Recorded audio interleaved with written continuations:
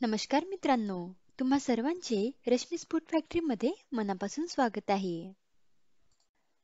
मित्रांनो, आज आपण काकडीपासून 4 ते 5 दिवस टिकणारा मस्त चटपटीत पदार्थ बनवणार आहोत. चला तर मग आता आपण रेसिपीला सुरुवात करूयात. त्यासाठी इथे मी 2 थोड्या जाडसर अशा काकड्या घेतल्या आहेत. ह्या काकड्या स्वच्छ धुवून पिलरच्या साहाय्याने यावरची साले काढून घेऊयात. दोन्ही काकडींची साले काढून झाली आहेत. ह्या काकड्या आता खिसणीवर ज्या बाजूनी मध्यम जाडीची छिद्रे आहेत त्या छिद्रावर ही काकडी खिसून घेऊयात. इथे बघा मी दोन्ही काकड्या खिसून घेतल्या आहेत. आता ह्या काकडीतील पाणी आपण काढून घेऊयात. मी व्हिडिओमध्ये दाखवित आहे त्या पद्धतीने दोन्ही हातांच्या मदतीने हे काकडीचं खीस हातामध्ये थोडं प्रेस करून ह्या काकडीतील पाणी काढून घेऊयात. इथे बघा मी ह्या काकडीच्या खिसातील पाणी काढून घेतलं आहे. आज आपण काकडीच्या वड्या बनवणार आहोत. तर त्यासाठी एक वाटण बनवूयात. तर इथे आपल्याला खलबत्त्यामध्ये 1 चमचा धने, 6 ते 7 हिरव्या मिरच्या टाकून घ्यायच्या आहेत. त्यानंतर 6 ते 7 लसणाच्या पाकळ्या, 1 इंच आल्याचा तुकडा आणि अर्धा चमचा जिरे या खलबत्त्यामध्ये टाकून याची मस्त बारीकसर पेस्ट बनवून घेऊयात.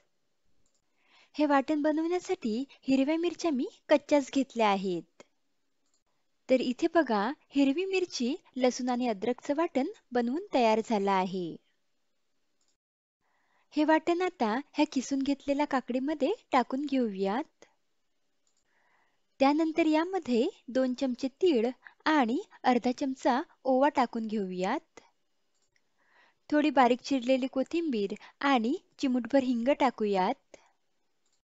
त्यानंतर अर्धा चमचा हळद, चवीनुसार मीठ आणि अर्धा लिंबाचा रस यामध्ये टाकूयात. लिंबाचा रस यामध्ये टाकल्यामुळे वड्या छान खायला चटपटीत लागतात. त्यानंतर 1 वाटी तांदूळाचं पीठ टाकायचं आहे आणि इथे मी 1 वाटी बेसन घेतलं आहे. तर या 1 वाटी बेसनातील थोडं बेसन आता यामध्ये टाकायचं आहे आणि राहिलेलं बेसन थोडं थोडं या कणकेमध्ये टाकून घ्यायचं आहे. आता हे सर्व जिन्नस हाताने व्यवस्थित एकजीव करून घेऊयात. इथे बघा मी याचा व्यवस्थित असा गोळा बनवून घेतला आहे. आता ही कणिक थोडी सैल झाली आहे. तर आपण जे अर्धी वाटी बेसन राहू दिलं होतं त्यामधलंच थोडं बेसन आता यामध्ये टाकूयात आणि मिक्स करून घेऊयात. आणि साईडला गॅसवर मी पातेल्यामध्ये पाणी गरम करायला ठेवलेलं आहे. आता ह्या भिजवलेल्या कणकेवर 2 चमचे तेल टाकूयात आणि मिक्स करूयात. असं तेल टाकल्यामुळे हे पीठ हाताला चिकटणार नाही.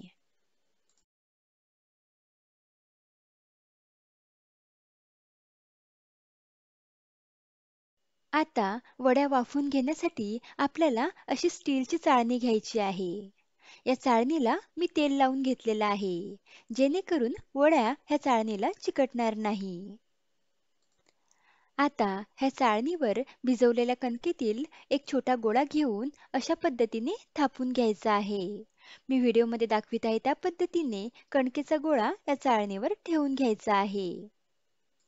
इथे बघा सर्व कणकेचे छोटे छोटे गोळे करून या चाळणीवर मी ठेवून घेतले आहे.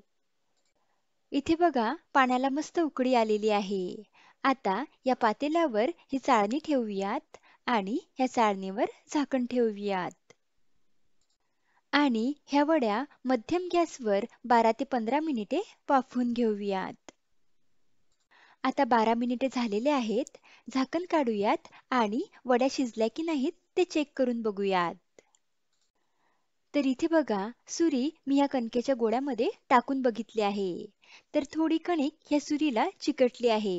म्हणजे आपली ही वडी अर्धवट शिजलेली आहे. तर यावर झाकण ठेवूयात आणि आणखी 2 ते 3 मिनिटे ह्या वड्या वाफवून घेऊयात.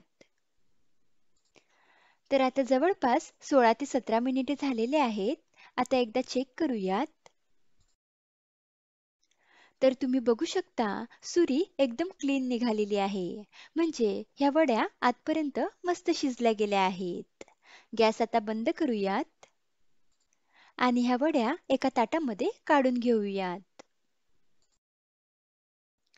ह्या वड्या थंड झाल्यावर सुरीच्या साहाय्याने आवडीच्या आकारामध्ये ह्या वड्या कट करून घेऊयात.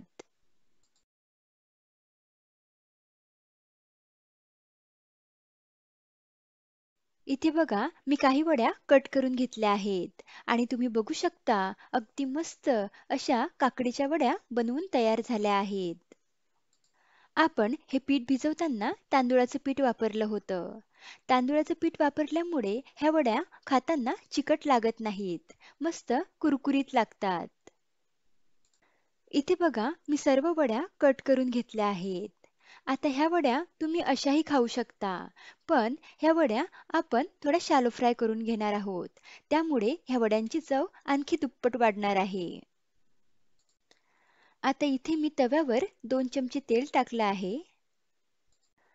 तेल गरम झाल्यावर यामध्ये 1 चमचा मोहरी आणि अर्धा चमचा जिरे टाकूयात आणि त्यानंतर 10 ते 12 कढीपत्त्याची पाने टाकून मिक्स करून घेऊयात.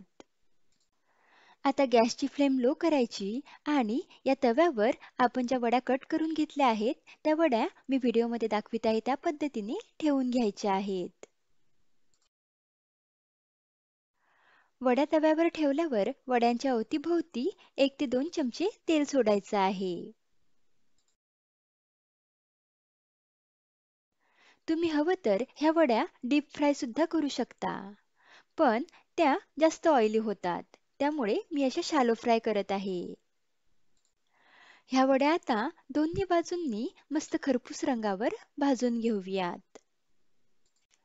इथे बघा ह्या काकडीच्या वड्या मी दोन्ही बाजूंनी मस्त खरपूस रंगावर भाजून घेतल्या आहेत.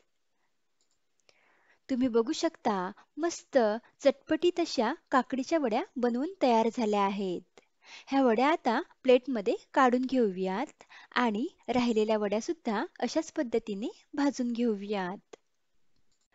ह्या वड्या दिसायला जेवढ्या सुंदर दिसत आहेत ना, खायला त्याहीपेक्षा अप्रतिम झाल्या आहेत.